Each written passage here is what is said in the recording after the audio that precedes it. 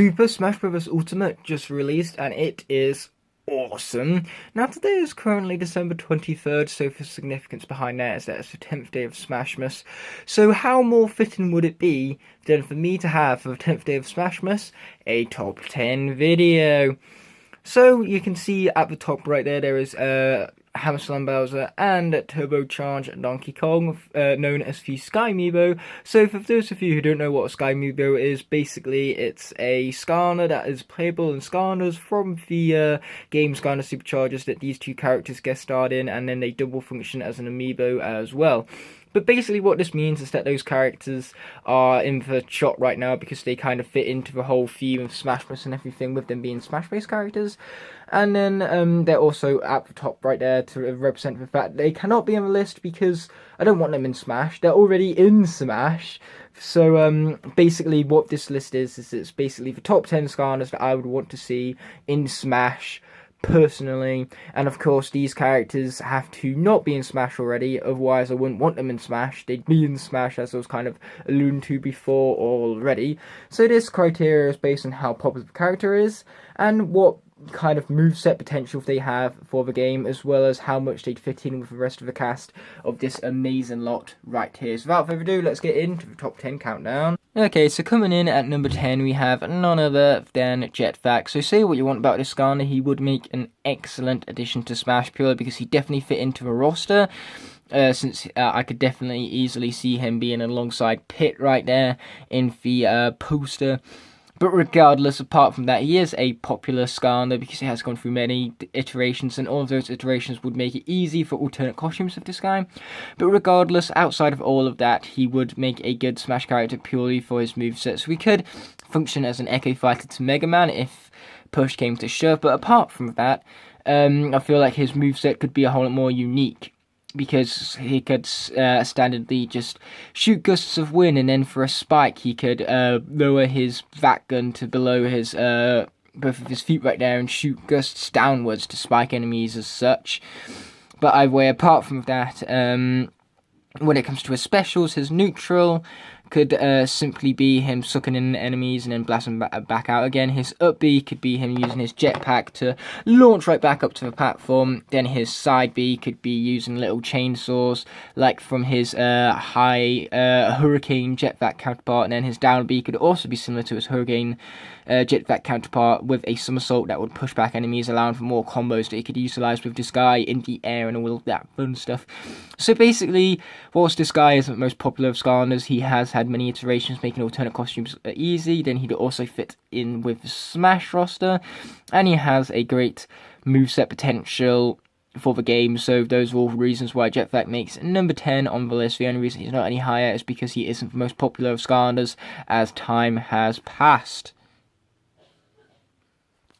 As for number 9, we have Chopper, easily one of the most memorable Trap Team cores in a game where the cores weren't the most memorable or utilised of characters. But anyway, this guy would easily fit alongside the roster of Smash because he's such a cartoon-based character. I mean, he's a dinosaur with a mech helicopter-based suit. How can you get any more cartoony with that? In fact, I feel like he'd fit alongside Pac-Man and Dark Samus right there quite nicely. But anyway, when it comes to his moveset, of course, standardly, he could just kick for his dash attack and then just have standard combos with his little fists. Oh, look at how cute his little fists are. But either way, apart from that, he could have combos with his little fists, his blade, and his head for his standard attacks. And then he could easily have a spike where he just takes both of his feet and smashes downwards, kind of similar to Ganondorf, you could say, who's also back there with Pac-Man and all that. But anyway, apart from that, his side B could be when he launches his blades forwards, kind of like he does in Skylanders Trap Team. Then his up B, he could simply hover upwards. Nice and simple one there. Then for a standard B, he could do a roar, kind of like he does in the game as well. And as for his down B, he could potentially maybe even throw a small part of his mech suit, perhaps, or maybe even throw a bone to represent the undead element and the fact that he's a dinosaur, so all what would be left of his prey is a bone, you know. So basically, this guy would work on Smash because he has great moveset potential, as I was just talking about. he really fits in with the rest of the roster, and above all, he is a popular Skylander, one of the more popular ones from the Skylanders Chap Team era, you could say. So that's why, my friends, he makes number 9 on the list. As for number 8, we have Frieza, another character who I think would fit in alongside the Smash roster, but not as much as the previous characters. But the reason why he's gotten up to as low on the list as he has above, of course, Jetpack and Chopper, is the fact that he has much more moveset potential than those guys. So, of course, his down B could be his temper tantrum mode, his side Bs could easily be his motorcycle, and then his up B could be him launching up the air with an awesome uppercut and everything like that. And then his standard B, he could simply get down into a mode like this and then just push forward. Or perhaps that could even be his crouch attack or his dash attack. But either way, I feel like he could have an awesome moveset, which is why he's made it as low as he is at number 8. Now, the only problem with this is that, once again, I feel like he could be an Echo Fighter more so to Wario than anything. So that could be his push come to shove moveset. But because of that much more Echo-based moveset, that's why he is only at number 8, mind you. But still has more potential than the previous 2 Skylanders, as previously alluded to. Okay, so as for number 7 on the list, we have TriTip. Now, TriTip doesn't exactly fit in with the roster as much as the previous characters did, kind of like Frino in that regard. But once again, also just like Frino, he makes it low on the list in all of them purely because he has much better moveset potential, I would say. So above all, he'd be a heavy-based character, so he'd be smashing along with the likes of Ganondorf, Bowser, Donkey Kong, King K. Rool, Ridley, all of those base characters. And when it comes to his moveset, he of course could, for a side B, charge towards his enemies as he does in the games. Then for his regular B, he could summon up a fossil to trap an enemy in, so that then he could start performing his standard attacks with his mace. His mace could also make for a very interesting spike, I would say. And then as for his up B, he could probably shoot a fossilized rope and then pull himself up using that, perhaps. Again, that could be a good reference to the undead element as such. And then as for his down B, he could do some sort of temper tantrum mode, which launches enemies into the air, kind of similar to Donkey Kong and Frino in that regard. But above all, that moveset definitely has much more potential than previous characters, which is why TriTip has made it to where he is on the list, none other than number 7, just to reiterate.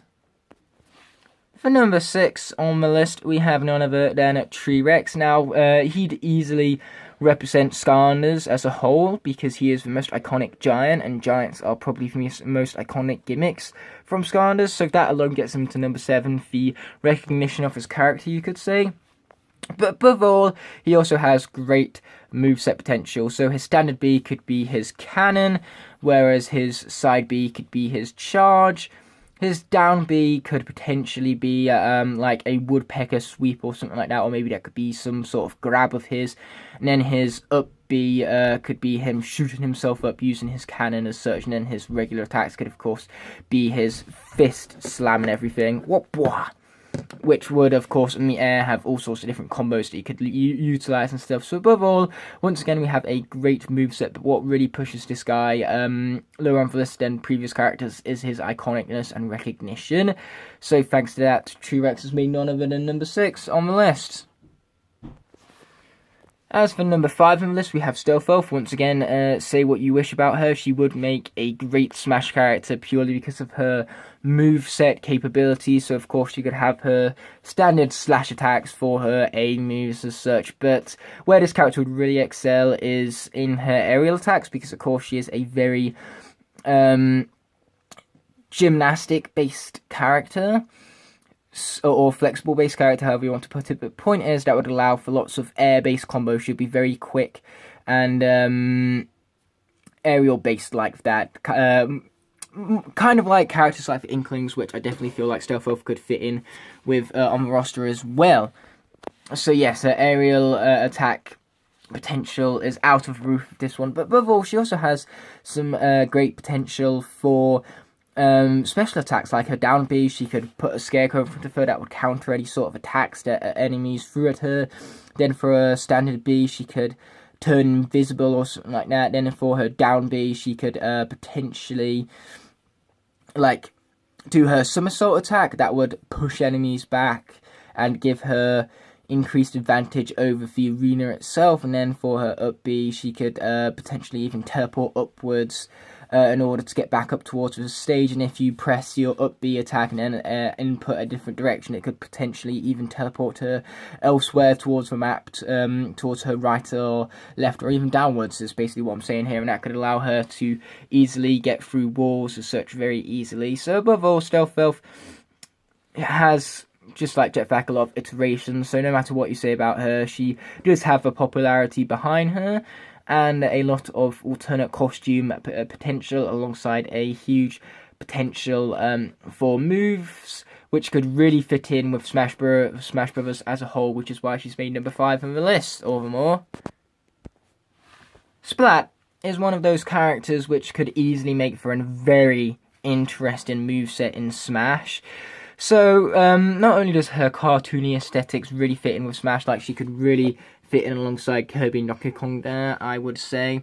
But apart from that, her moveset could be great. So her aerials could be all paintbrush based as such, making her a rather melee based character up close and personal when it comes to aerial attacks. But apart from that, I feel like she'd be a range based character because her standard B could be a simple paint lob.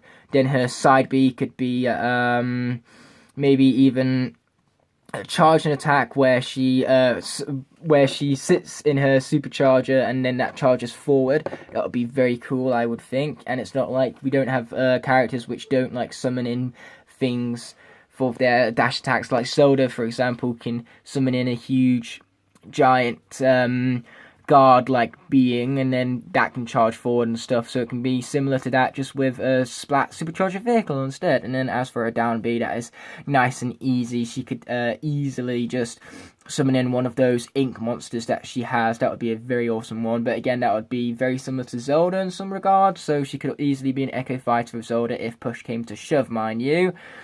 But yes, above all, she does have some great potential to be in Smash, purely because she fit with the roster quite nicely and has some moveset potential to be very interesting and diverse from the roster, mind you, which is why Splat has made number 4 on the list. As for number 3, we have Spyro, whose iconicness expands too far outside of Skylanders, because of course he's iconic for his original games as well on the PlayStation. Now, just like all of the previous characters on the list, he has great moveset potential. He could charge for a side B like he does in Skylanders. Then for a regular B, he could just shoot fireballs.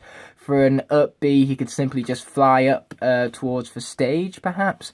And then for his down B, maybe he could summon Sparks, or maybe Sparks could be his grab, kind of similar to what I was alluding to with T-Rex before. But point is, or maybe even his down B could be where he points up his wings and pushes his head forward, kind of similar to his 3DS-based attack. But anyway, as I was saying, my point is that because of purely how iconic this character is and how much he'd fit in with the rest of that roster, especially with characters like Charizard as such, and that moveset potential definitely makes Spyro worthy of being number 3 on my list right here. Okay, so as for number 2, we have Grimcreeper, who has made it as low as he is for similar reasons to Splat, purely because I feel like out of everyone on the list, this character would have the most interesting moveset.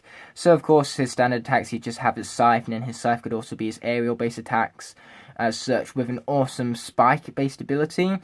But the thing with this kind of moveset is that it would be easy to pick up but really hard to master, because for his side B he could leave his body in his ectoplasm mode and then return to it moments later as such, trapping all enemies in the process, making him great for modes like 8-player Smash as such. But 1v1s with him would be really tough, purely because, as I said before, he'd be kind of hard to master and everything.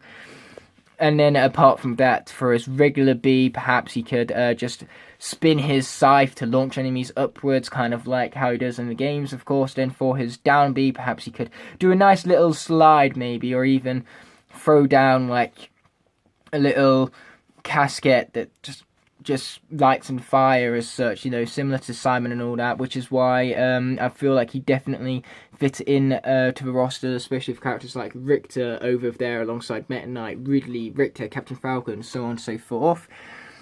So yes, what I'm even alluding to here is that once again, if push comes to shove, he could be an echo of Simon, but I don't think he needs to be, because for uniqueness in his moveset and how hard it would be to master yet easy to pick up is a great smash tactic to take for this guy. And he does also fit into roster, so above all, that moveset potential and fit into roster and everything quite nicely is what has got this guy as high as number 2 on the list. Congratulations on your silver medal there, buddy. Wait, before you move on to number 1, you gotta do the honourable mentions first. Oh, wait, that's exactly what you're doing. Okay, carry on. Yep, that's exactly what I'm doing, as Donkey Kong said before, and so basically we have 6 honourable mentions here, in order of where they would have been on the list if there was a top 16, so basically 16, 15, 14, 13, 12, and 11. But point is, you get my point. But anyway, these characters barely didn't make the list purely because A, they aren't iconic enough really, and B, purely because their moveset potential was far outweighed by the characters who did make the list, mind you. So Boomer, I felt like had the most potential out of all of these guys, even because he could have some great aerial-based moves, kind of like Stealth Wolf did, and I was so close to putting him on the list. Jetpack barely beat him out, though. And apart from that, he could have some great spikes whilst being in midair of those combos and everything, and then, of course, his specials, he could, of course, launch bombs everywhere, pound the ground, kind of like Donkey Kong does. And so he does have the most potential for moveset out of all of these guys, but above all of these guys just barely didn't make the list, as fun as they would have been to see in Smash, and as much as they would have fit that roster too. But regardless, enough of honourable mentions has been said and done. Just to conclude, Boomer would have been 11, Roller Brawl would have been 12, Smolder Dash 13, Star Strike 14, Bushwhack 15, and finally Blades 16 and everything. But regardless, let's be moving on to the number 1 without further ado. And I put it like this, you guys will be both surprised by my pick, because it's none other than Igniter. I know, right? What a surprise. But Igniter's inclusion as number 1 on the list extends far beyond the fact that he's my favourite character. I feel like he'd be a great Smash character purely because he could do an awesome spike, either with his feet or with his sword, similar to Fire Emblem based characters or Ganondorf, as I was also saying before. But also for his standard B, he could of course launch out his fire and let that roam around the stage like crazy. And then for his side Bs, he could do like some sort of slashing combos, again, kind of like how the Fire Emblem characters function. In fact, I think he'd fit in right alongside Fire Emblem characters right here, like Ike and Bowser and King K. Rool, all of that fun stuff right there. But anyways, apart from that, there'd also be, of course, his down B, to which he could maybe launch some fire below him or to the side of him if he's grounded or anything. You know, that would be fun as such. Or even better yet, for his down B, he could do his slam from the games.